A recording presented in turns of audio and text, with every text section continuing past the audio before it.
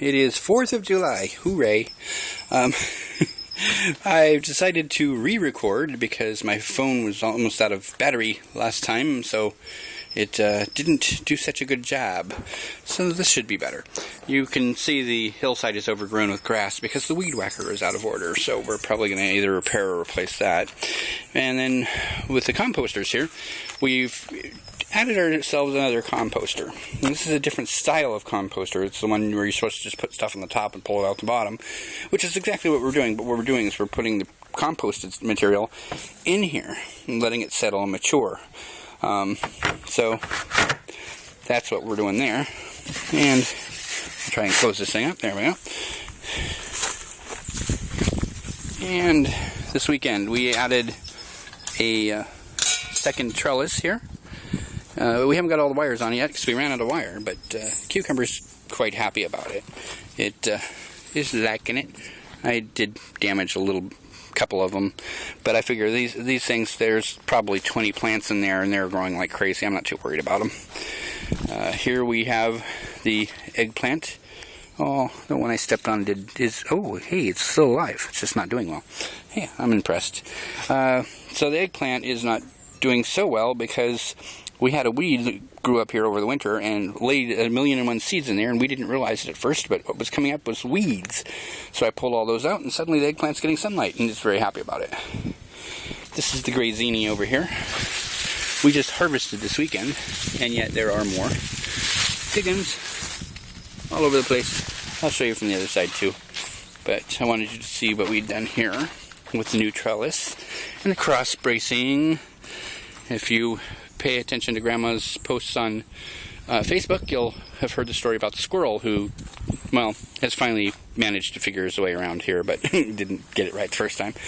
The snow peas, there are plenty on here. There are fewer on here than there were a while ago because Grandma picked about 1.5 dozen for tonight.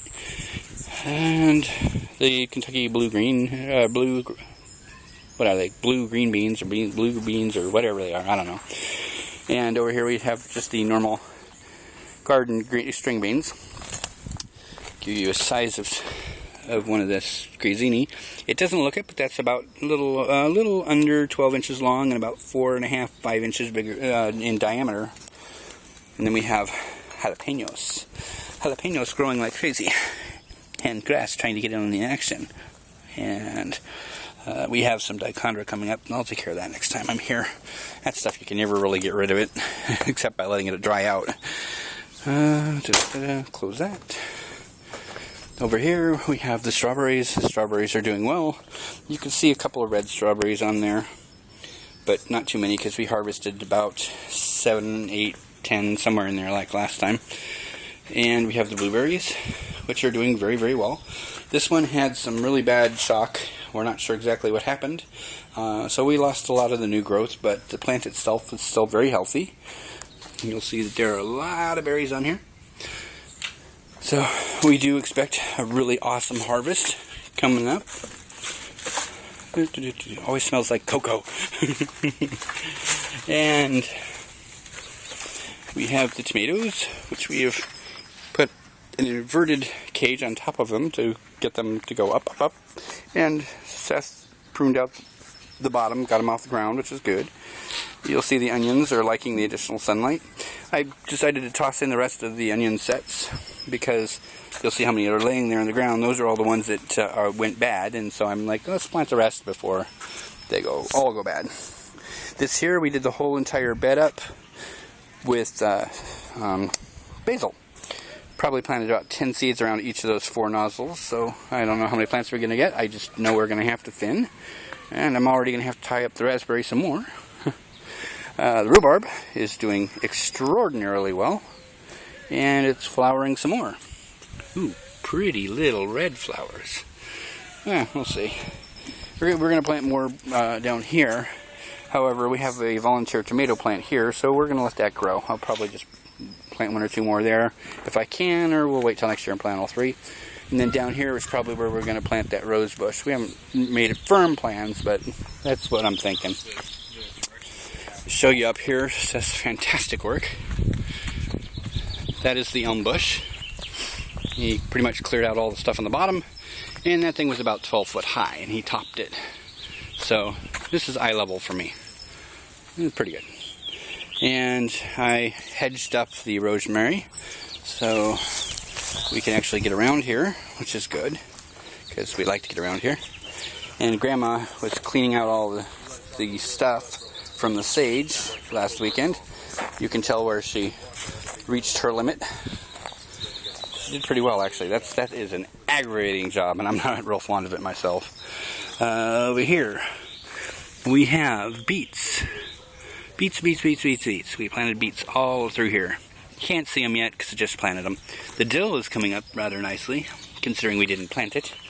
That's the last of the beets over here, but that's okay because I've replanted all over the place here. So we'll have more beets and more beets. We love beets. This is a cucumber plant that I threw in the ground because nothing else was growing there, and well, it's growing there. So we're going to probably build a little trellis here for it. Over there you see the edamame. We had something knock that sprinkler and that sprinkler, so that guy in the corner wasn't getting any water. And I don't know what's up with this guy here. He should be doing fine. Both of them look like you're going to give up the ghost, but the rest of them are pretty healthy. And then these tomato plants, which are very healthy. Haven't planted anything in and around them. I'm going to look for something to co-plant because I think they could use something. We'll see.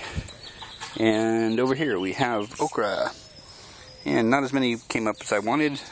But they were getting attacked by something. But it seems to be they're doing much better now. And we'll see. We're gonna I think I'm gonna plant some more in there. Get rid of that freaking dichondra. And the parsnips, which are growing crazy. They are huge, mutant, ugly looking things, and they are really, really nummy. And then you can see where the dark and the light bark meet. It's because we added 3 more bags of bark through here because it was settling in and compacting down, and now it's all soft and springy again. Springy. And doing what we want it to do. And we ran out here, which is good because I think I'm going to reset that rail probably down about 3 inches on the far end. So I'm going to have to dig all that out anyway. And that's pretty much it for this go around. Gonna get back to the 4th of July thing and new barbecue. And the new barbecue. Go Seth. Oh yeah, one more thing. How does this work? Oh, I just thought about it. So we now have a timer here too. So Grandma no longer has to do anything. Although it looks like that valve's going to need to be replaced. But oh well. We'll see. Anyway, that's it for now. Bye.